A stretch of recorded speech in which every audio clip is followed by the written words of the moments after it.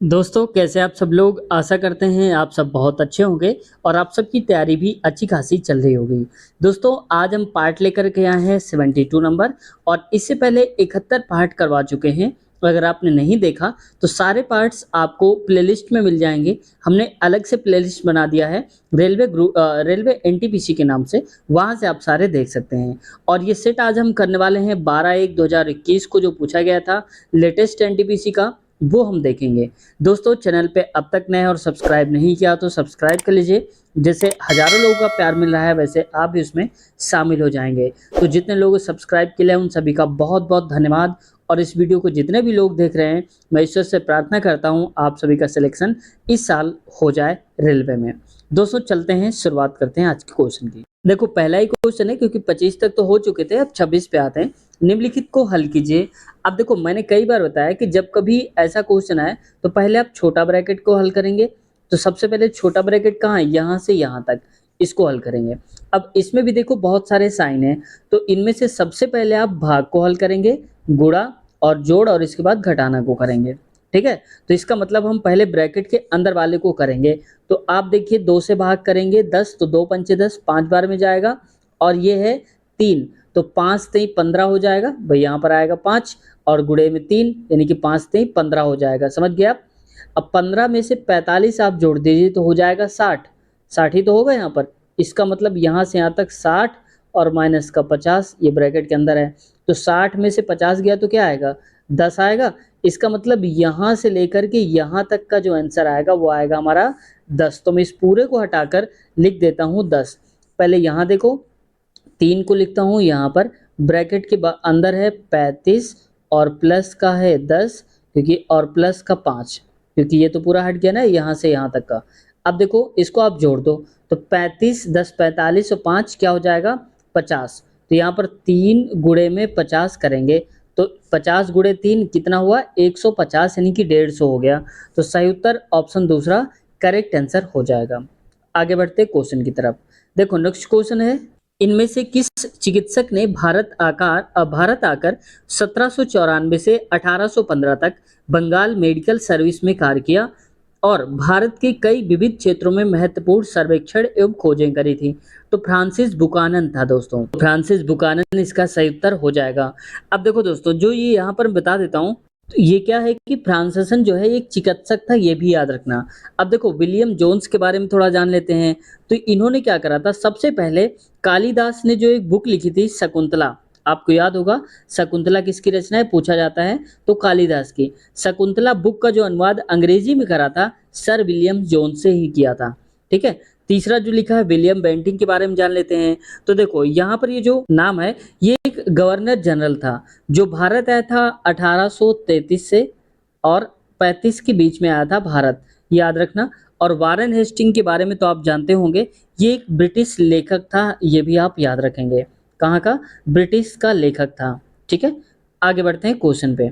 Next question देखो, इसमें कहा जा रहा है 1948 में वैश्विक व्यापार को विनियम करने के लिए जेट यानी कि GATT की स्थापना की गई थी। जेट का पूर्ण रूप क्या है, देखो मैंने बताया ना आपको, पिछली वीडियो में बताया था कि फुल फॉर्म जरूर पूछ लिया जाता है, कई बार ऐसा हो चुका है। तो जब कभी फुल फॉर्म की बात आती है तो देख लेते हैं। जेट का full form general agreement on tariffs and trade, general agreement on tariffs and trades, ये होता है फुल फॉर्म।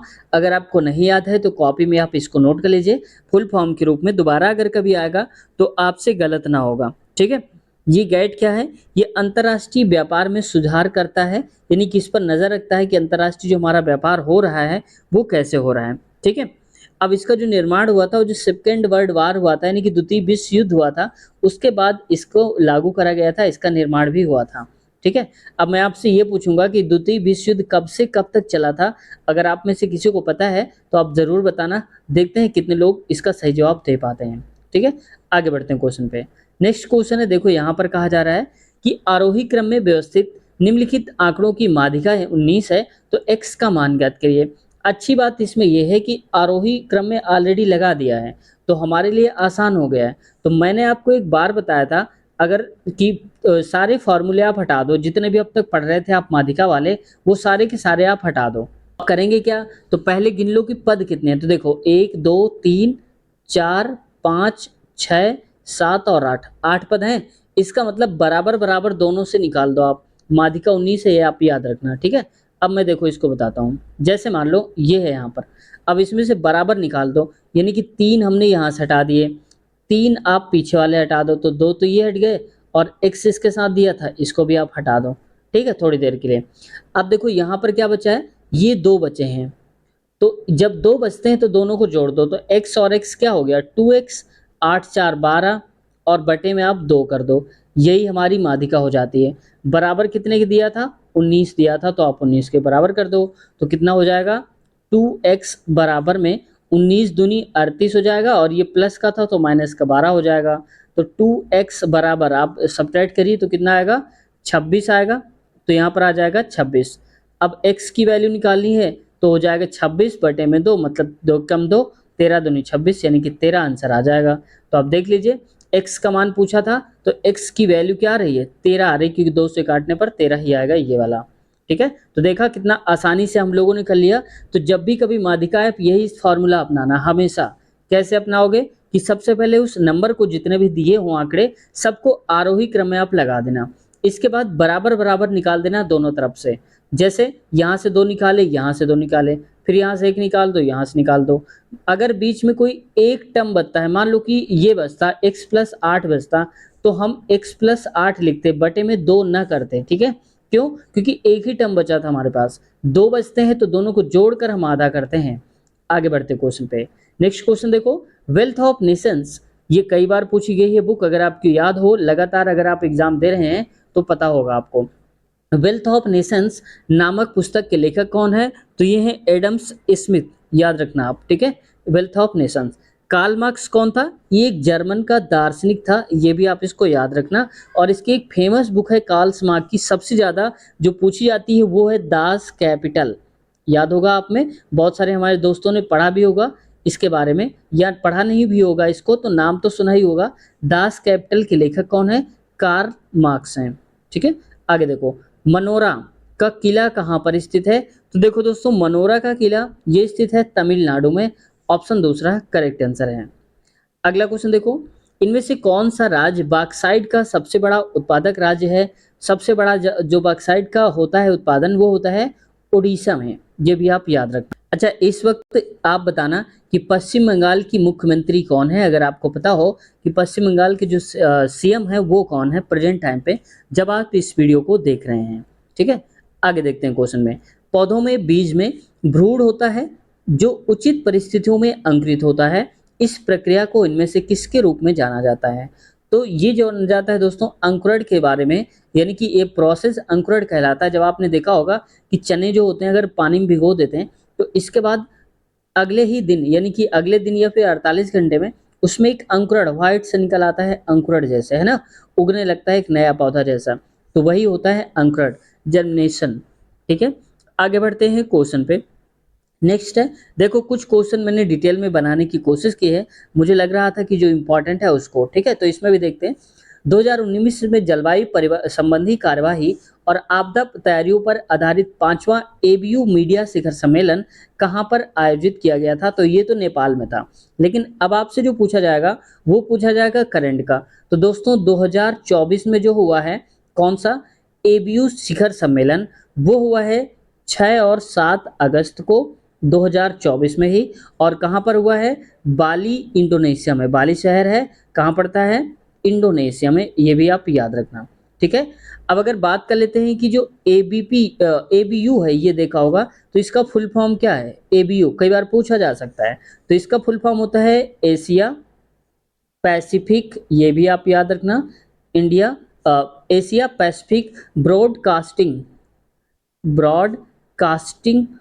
यूनियन, ठीक है, ये भी आप याद रखना, यानी कि ABP Asia Pacific broadcasting union, ये याद है पूरा नंबर, ठीक है, याद रखना आप। आगे देखते हैं, तो देखो 2000 मान लो कि 24 में अगर ये पूछ लिया जाए क्वेश्चन, तो यहाँ पर शहर ये नहीं आएगा, कौन सा सही हो जाएगा, सही हो जाएगा बाली, ये याद रखना। और अभी बताया हमने कहाँ पर पड़ता है, इंडोनेशिया में पड़ता है, ठीक है। आगे बढ़ते हैं क्वेश्चन की तरफ। नेक्स्ट क्वेश्चन है, देखो ये थोड़ा सा कंफ्यूजिंग क्वेश्चन देख रखा है, इसमें कह क्या रहा है, कह रहा है कि यदि F of x equal x plus one और अपान में एक्स माइनस वन है तो एफ ऑफ ऐसे करके 2 का मान बताइए। कुछ नहीं करना इसमें से, ये देखो एफ ऑफ एक्स है यानी कि ब्रैकेट में एक्स है तो यहाँ पर एक्स की वैल्यू रखी गई है। अब हम एफ ऑफ 2 निकालना है तो यहाँ पर देखो जो 2 निकालना है तो x जहाँ जहाँ भी है इसमें यानी कि x प्लस का 1 और x माइनस का 1, बस यहाँ पर 2 रख दो x एरिया पे तो ये आ जाएगा 2 प्लस 1, नीचे आएगा 2 माइनस का 1 क्योंकि यहाँ भी 2 आ जाएगा। अब देखो 2 प्लस 1 यानी कि हो जाएगा 3 और 2 में से 1 गया तो 1। जब नीचे अकेला एक बचता है कुछ नहीं हो तो उसको छोड़ देते हैं यानी कि बराबर में ऊपर वाला ही बचता है यानी कि 3 आंसर आ जाएगा। तो देख सकते हैं आप ऑप्शन नंबर चौथा वाला ही करेक्ट आंसर हमारा हो जाएगा। कथन निष्कर्ष का, और ये बहुत बार पूछा जाता है। अगर आपने देखा होगा जितने भी सेट हमने करवाए हैं 71 हो चुके हैं, ये 72वां पार्ट है, तो जितने भी हमने पीछे वाले पार्ट्स कराए सब में आप देखेंगे कि ये कथन निष्कर्ष 1 2 से 3 तक जरूर पूछे जाते हैं और एकदम आसान होते हैं। अगर आप कर लेंगे, इनको सीख लेंगे तो बहुत आसान हो जाएगा आपके लिए। तो अगर हमारे जितने भी दोस्त हैं अगर लगातार देख रहे होंगे तो उन्हें पता भी होगा, उन्हें कई सारे लोगों को सॉल्व करना भी अब आ गया होगा। ठीक है, जिसको नहीं आया तो अब यहाँ देखो, सभी जहाज नाव हैं, इसको सॉल्व करना आ गया है तो वीडियो को थोड़ा सा रोक दो, आप इसको आप अपने आप से सही करके बताओ कौन सा सही होगा। ठीक है, अब देखते हैं, सभी जहाज नाव है तो देखो जब सभी वर्ड आ जाए तो आप 2 गोले बनाया करो, एक गोला बड़ा सा और एक गोला उसके अंदर छोटा सा, ऐसे बनाना है। कब बनाना है? जब सभी वर्ड आ जाए। अब जिसके साथ सभी लिखा हो यानी कि सभी जहाज, तो वो अंदर रहता है यानी कि जहाज जो है वो कहाँ रहेगा? अंदर रहेगा। नाव है तो नाव है दोबारा से यानी कि नाव बाहर वाला हो जाएगा। ठीक है, हमेशा आप याद रखना जब सभी वर्ड आ जाए ना तो सभी जिसके साथ लगा उसको अंदर, बाकी वाले को बाहर। अगर है सभी लंगर जहाज हैं तो जितने भी लंगर हैं वो सारे के सारे जहाज हैं। इसका मतलब कि ये लंगर जो होंगे वो इसके भी अंदर आएंगे, यहाँ पर कहीं पर ये लंगर हो जाएंगे, ऐसे करके एल लिखा हुआ है। मैं थोड़ा और सही करता हूँ, ये एल लिखा हुआ है। ठीक है, ये बात समझ गए? आपको निष्कर्ष क्या निकल सकता है? सभी लंगर नाव हैं तो जितने भी लंगर हैं वो नाव है। क्यों? क्योंकि ये नाव के अंदर ही तो आ रहे हैं, ये नाव है पूरी, इसके अंदर ही तो आ रहे हैं सारे के सारे, तो इसका मतलब हो जाएगा कि ये सही बात कह रहा है। दूसरा कह रहा है कुछ जहाज लंगर हैं, तो कुछ जहाज लंगर हैं, बिल्कुल सही है। क्यों? क्योंकि यहाँ पर देखो, यहाँ पर जो लंगर है ना, ये जहाज का भी पार्ट तो लंगर के अंदर होगा, ये वाला हिस्सा, तो ये भी सही है। अगला कह रहा है कोई लंगर नाव नहीं है, यानी कि कहना चाहता है कि कोई लंगर वाला कोई नाव, ये दोनों गोले दूर दूर हैं। तो देखो लंगर नाव दूर दूर हैं, नहीं, बिल्कुल नहीं दूर हैं। क्यों? क्योंकि नाव के अंदर लंगर आ रहा है, तो ये गलत हो जाएगा, तीसरा वाला भाई गलत बोल रहा है।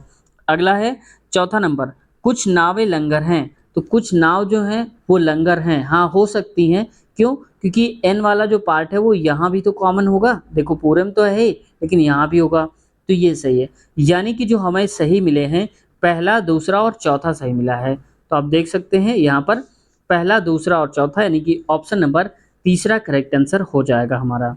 अगला क्वेश्चन है, निम्नलिखित का मान ज्ञात कीजिए। देखो कैसे दिया है, 1 + 2 + 3 डॉट डॉट करके 31 तक जोड़ना है, इसके बाद फिर 30 29 यानी कि पीछे की तरफ चल करके इतना, यानी कि टोटल बताना है। एक बार हम 31 तक जा रहे हैं और इसके बाद हम वापस आ रहे हैं, तो कितना हो जाएगा टोटल सम, ये देखो। तो इसमें आपको एक ट्रिक लगानी है। ट्रिक क्या लगानी है? समांतर श्रेणी। समांतर का मतलब सम अंतर, जैसे 2 1 1 का अंतर, 2 से 3 1 का अंतर है, इसका मतलब समांतर श्रेणी। तो आप बताओ, अगर मैं 31 को थोड़ी देर के लिए छोड़ देता हूँ तो यहाँ से यहाँ तक कितने पद हो जाएंगे? तो आप कहेंगे 1 से 30 तक में 30 पद हो जाएंगे, तो हमारे पास n जो आएगा वो आ जाएगा 30। अभी आप पीछे वाले ये सारे छोड़ो, ठीक है, n तो आ गया 30, यानी कि डिफरेंस कितने का है? डिफरेंस 1 का है। क्यों? क्योंकि 1 1 बढ़ रहा है सब में, 2 से 3 हुआ, 3 से 4, तो 1 का डिफरेंस है। ये बात समझ में आ गई? अब देखो यहाँ पर इसको हम सॉल्व करने की कोशिश करते हैं।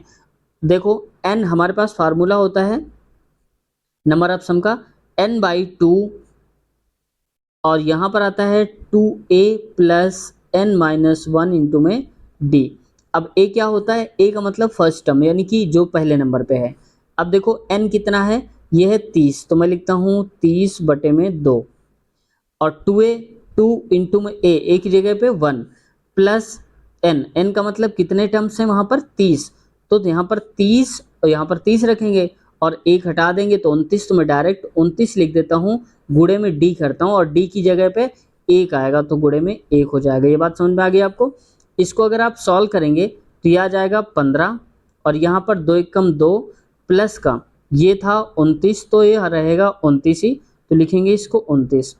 29 और 2 कितना होता है? 31।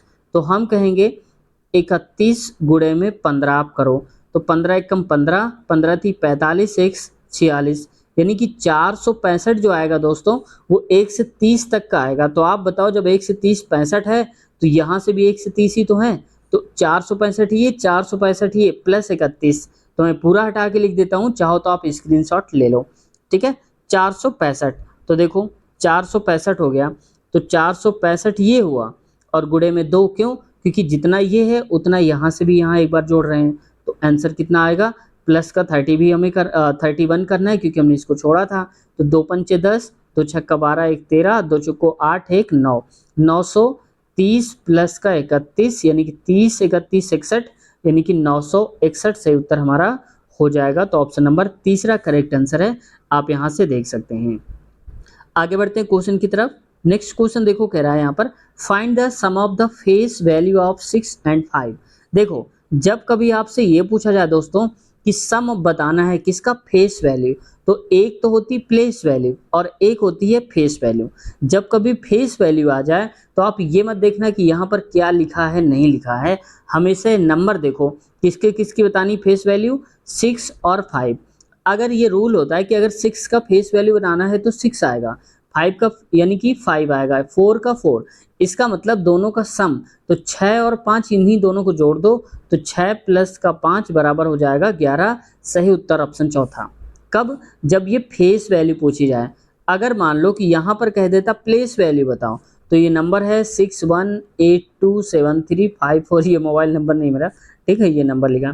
तो देखो यहाँ पर, अब यहाँ पर 6, तो 6 का मतलब यहाँ पर लिखते हैं हम 6 और कितने बार जीरो इधर, 1 2 3 4 5 6 7, तो 7 जीरो लगाते ऐसे करके, फिर 5 का निकालते, 5 के बाद कितने जीरो, 1, तो यहाँ पर 5 जीरो आता, फिर ऐड करते, वो क्या होता, वो उसका होता प्लेस वैल्यू, जबकि यहाँ पर बोला है फेस वैल्यू। तो फेस वैल्यू में कुछ भी दिमाग नहीं लगाना आपको, जिस जिसका फेस वैल्यू निकालना हो उन्हीं दोनों नंबर को जोड़ देना।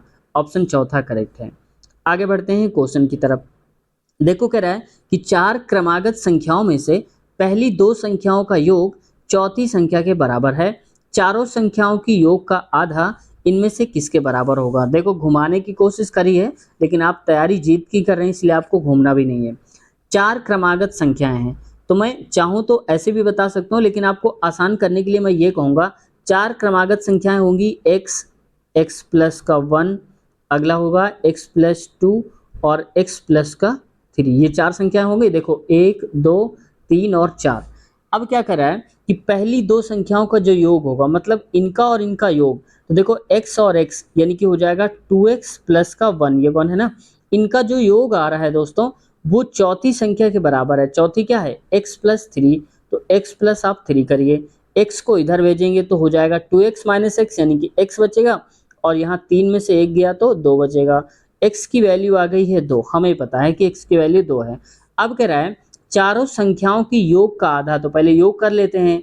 तो देखो इन सारे नंबर पे प्लस जहाँ पर है, जहाँ पर कॉमा है वहाँ पर प्लस लगा दो, जहाँ पर x है वहाँ पर 2 रख दो। तो मान लो यहाँ पर कितना था यार, और आसान कर लो। अच्छा, इसको आप x कितने हैं जोड़ो, 1 2 3 4, तो 4 और गुणे में 2 यानी कि 4x प्लस का 3 3 6 हो जाएगा।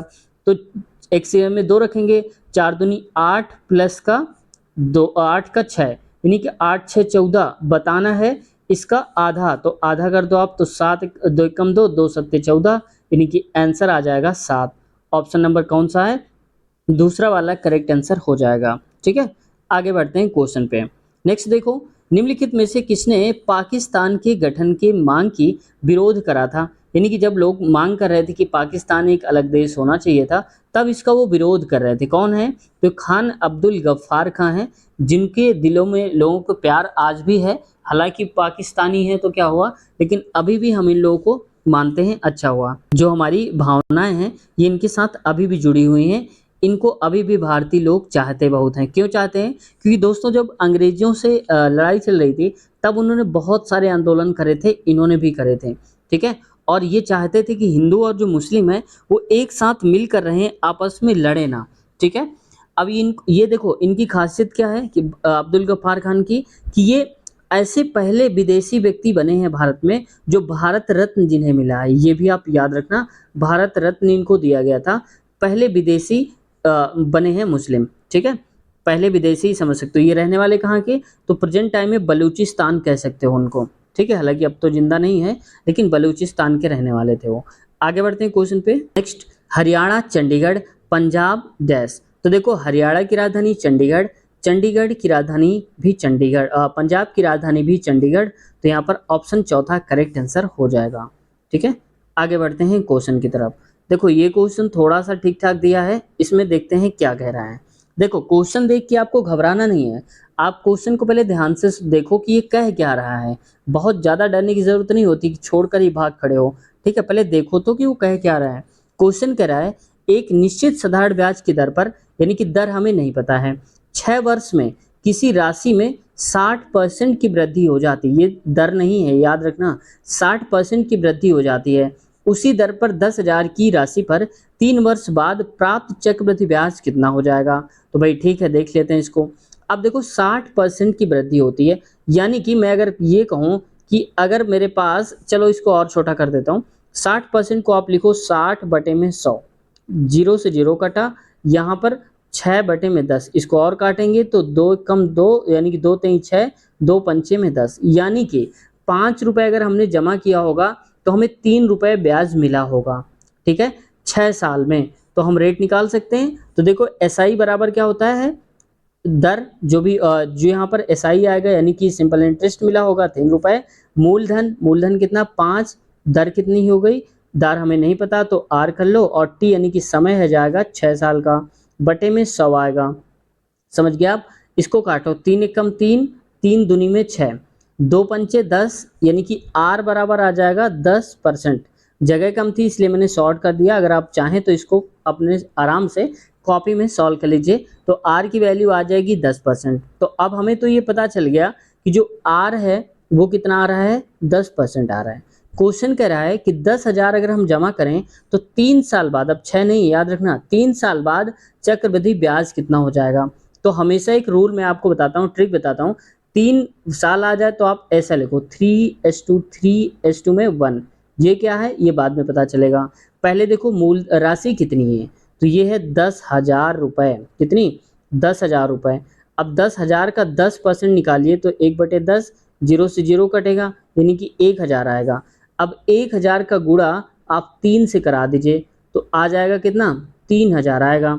अब देखो ये हमारे पास आया था 1,000, तो अब इस 1,000 का 1/10% आप निकालो तो 0 से 0 कट जाएगा, तो ये बचेगा 100। तो जो अब 100 आया है इसका मल्टीप्लाई 3 से कराइए तो ये हो जाएगा 300, मतलब ये 300, ठीक है? अब देखो अब क्या कह रहा है, ये जो 100 बचा था इसका भी अब 10%, यानी कि 1/10 निकालेंगे तो एक 0 से 0 कट जाएगा, 10 आएगा। 10 का गुणा अब 1 से कराएंगे तो 10 ही आएगा, ये हो जाएगा। अब आप इन सबको जोड़ दीजिए, 0, 1, 3 और 3, यानी कि 3310 आएगा सही उत्तर जो हो जाएगा। तो देख लो आप 3310 कहाँ है, ऑप्शन नंबर सेकंड वाला ही करेक्ट आंसर हो जाएगा। आगे बढ़ते हैं क्वेश्चन पे। नेक्स्ट क्वेश्चन है which is one of the newest nuclear power plants of India. तो ये है कुडंकुलम, ऑप्शन दूसरा सही उत्तर हो जाएगा। इसके नाम से ही आप जानते होंगे कि ये स्थित कहाँ पर है, तो ये है तमिलनाडु में, ठीक है? याद रखना इसको आप, तमिलनाडु में स्थित है। इसका निर्माण दोस्तों 2002 से तैयार हुआ था और 2013 में कंप्लीट बनकर तैयार हुआ था। इसमें 2 यूनिट पावर मेगावाट, यानी कि 1,000 मेगावाट के 2 यूनिट लगे हुए हैं, ये भी याद रखना। और पहली बार में इसका 1 यूनिट चलाया गया था जब इसका उद्घाटन हुआ था, ठीक है? आगे देखते हैं नेक्स्ट क्वेश्चन की तरफ। अगला है एक जलधारा की चाल 3 किलोमीटर है और स्थिर जल में एक आदमी की चाल 6 किलोमीटर प्रति घंटा है। यानी कि देखो जो पानी बहता है, धारा की चाल है वो 3 किलोमीटर, आदमी की चाल है 6 किलोमीटर पर आवर। धारा की दिशा में अगर हम 37 किलोमीटर जाते हैं कितना समय लगेगा? तो देखो हमें पता है कि पहले होता है समय बराबर दूरी बटे में चाल होता है, कितना दूरी, मैं इसको ऐसे लिख देता हूँ, दूरी बटे में चाल, चाल यानी कि स्पीड होता है। तो पहले आप ये निकाल लो कि इनकी जो दूरी है वो कितनी है, ये तो 37 है। अब इनकी चाल कितनी हो जाएगी, तो एक तरफ यानी कि धारा की दिशा में अगर जाते हैं तो नाव की आदमी की चाल और धारा की चाल, तो 6 3 9 हो जाएगा टोटल, क्योंकि धारा की ही दिशा में जा रहा है, दोनों को जोड़ दो 9। अब भाग दे दो, इसको मैं थोड़ा सा सही लिख देता हूँ, 37 पूरा हटा दूँ अगर आप कहें तो, ठीक है, मैं हटा देता हूँ इसको। तो यहाँ पर गलत वो नहीं था, लेकिन मैं यहाँ पर थोड़ा साफ लिखूंगा, ये आ जाएगा। अब इसको आप कैलकुलेट करो, तो 9 चौक 36 हो जाएगा, 36 1 बटे में 9 बचा, इतने घंटे लेगा। तो ऑप्शन नंबर दूसरा करेक्ट आंसर हो जाएगा। समझ गए आप? अगला क्वेश्चन की तरफ चलते हैं। नेक्स्ट क्वेश्चन कह रहा है किस पीढ़ी के कंप्यूटर भारी वैक्यूम ट्यूब आधारित और महंगे थे। तो ये पहली पीढ़ी की जो आए थे, वो देखा होगा कि काफ़ी देखने में भी वजन लगते थे, काम भी उनका इतना फास्ट नहीं था जैसे आज के कर पा रहे हैं, ठीक है। तो पहली पीढ़ी की जो है वैक्यूम आधारित थे, उनमें थोड़ा सा अपडेशन कम था, उस हिसाब से हालांकि बहुत अच्छा था, तब ये चल रहे थे। आगे बढ़ते हैं क्वेश्चन की तरफ। नेक्स्ट क्वेश्चन है दोस्तों, आप लोग लाइक नहीं करते हैं, आपसे रिक्वेस्ट है लाइक कर दे करें बीच में, ताकि हमें मोटिवेशन मिलता है कि आप लोग सच में प्यार दे रहे हैं। कि इतने छोटे वाले चैनल को अगर आप सब्सक्राइब कर रहे हैं, क्योंकि मुझ जैसे छोटे यूट्यूबर को इतना प्यार दे रहे हैं, इसके लिए भी आप सभी का बहुत बहुत धन्यवाद रहेगा, ठीक है। आते हैं 48 नंबर पे। कह रहा है कि इनमें से रेशेदार फसल यानी कि फाइबर क्रॉप का प्रयोग मोटे कपड़े, बैग, थैले और सजावटी सामान बनाने के लिए किया जाता है। तो कौन सी फसल है, तो वो है जूट। आपने सबने नाम सुना होगा जूट फसल का। मैंने एक वीडियो में बताया था कि जूट का उत्पादन सबसे ज़्यादा कहाँ पर होता है। अगर आप में से जो दोस्त हैं लगातार वीडियो में बने हैं, देख रहे होंगे पिछले वाले पार्ट से, तो आपको पता भी होगा। आपको कमेंट सेक्शन में बताना है कि जूट का सर्वाधिक उत्पादन हमारे देश इंडिया में कहाँ पर होता है, ठीक है। अब देखो यहाँ पर दिया है सन। सन तो आप जानते होंगे, व्हाइट कलर का, उसे इसको क्या करा जाता है, भिगोया जाता है पानी में ताकि सड़ जाए, और सड़ने के बाद इसका छिलका निकाल लिया जाता है, और वही क्या बन जाता है, व्हाइट कलर का एकदम से हो जाता है, जिससे हम गाय भैंसों की रस्सी बनाते हैं, जिससे उनको बांधते हैं। तमाम चीज़, चारपाई भी उससे बनाते हैं, जैसे ऐसे ऐसे करके चारपाई भी बनाते हैं, ठीक है। बहुत सारे लोग, कितने लोग चारपाई देखा है, सन की चारपाई देखी है आपने, ज़रूर बताना एक बार, ठीक है। अब देखो हुप वाइन।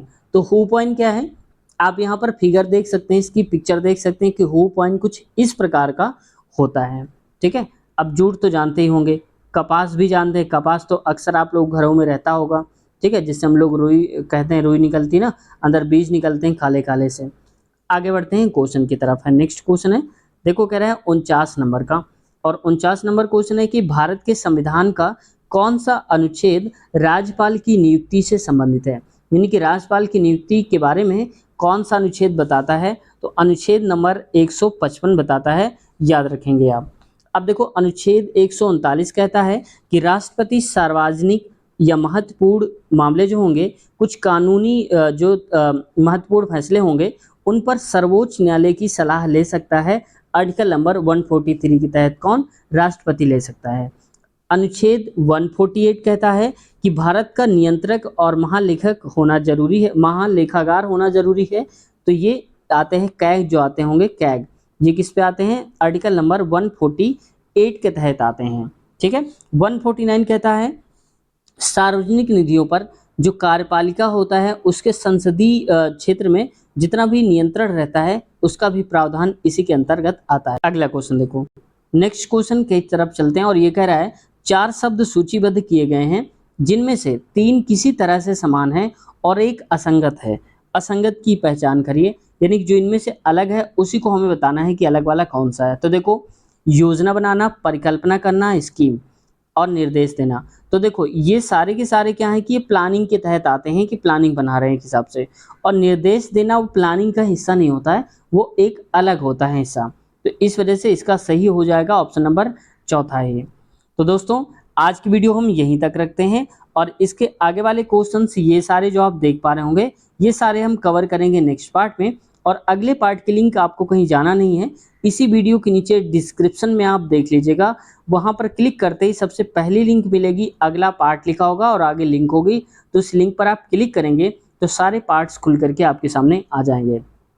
दोस्तों साथ ही साथ यहाँ पर एएलपी टेक्नीशियन और ग्रुप डी के भी हम प्रीवियस ईयर करवा रहे हैं। अगर आप में से हमारे दोस्त तैयारी कर रहे हैं तो अगर देखना चाहते हैं तो आप देख लीजिएगा, हमने प्लेलिस्ट सबकी अलग-अलग बना दिया है। NTPC, ALP technician, group D और अगली बना दिया है मैथ की। अगर मैथ कमज़ोर है आपकी, आपको कोई चैप्टर है नहीं आता है, तो जितने भी चैप्टर्स हमने करवाए हैं अगर आप देख लेते हैं तो उनमें फिर जो भी कोई डाउट आएगा आप उनको आराम से सॉल्व कर पाएंगे, फिर आपको कोई समस्या नहीं रहेगी। ठीक है, तो दोस्तों मिलते हैं नए वीडियो में। कुछ कहना चाहते हैं या कुछ पूछना है तो ज़रूर कमेंट करिए, हम आपका रिप्लाई देंगे। और जितने भी लोगों ने कमेंट्स किया है उन सब का हमने रिप्लाई दिया है। एक बार आप बताना कितने कितने लोगों का हमने रिप्लाई दिया है जो कि आप लोगों ने कमेंट्स करे थे। आप लोग ज़रूर बताना कि किसका रिप्लाई हमने दिया हुआ है। दोस्तों चैनल पे नए हैं और सब्सक्राइब नहीं किया है तो आपसे रिक्वेस्ट है चैनल को सब्सक्राइब कर लीजिए और बेल आइकन भी दबा लीजिए, ताकि जब भी हम वीडियो अपलोड करें आपके पास नोटिफिकेशन पहुंच जाए और आप आसानी से वीडियो को देख सकें।